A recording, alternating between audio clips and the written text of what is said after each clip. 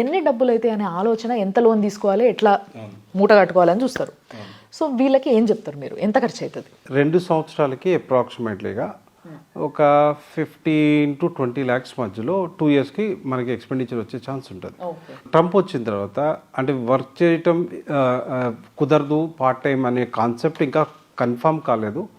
అట్లా ఏమైనా ఇబ్బంది పెడితే సో ఆ 20 లక్షల వరకు అటు ఇటుగా ప్రిపేర్ అవ్వాల్సి ఉంటుంది. ఇక్కడ నుంచి వెళ్ళటానికి ఇనీషియల్గా ఒక 5 to 6 lakhs వరకు టికెటింగ్ కానీ, వీసా ఎక్స్పెండిచర్ కానీ ఇవన్నీ వస్తాయన్నమాట. 2 years కంప్లీట్ చేసుకున్న తర్వాత ఈ సైన్స్ స్ట్రీమ్లో అయితే 1 to 3 years వరకు వర్క్ పర్మిట్ వచ్చే ఛాన్స్ ఉంటుంది.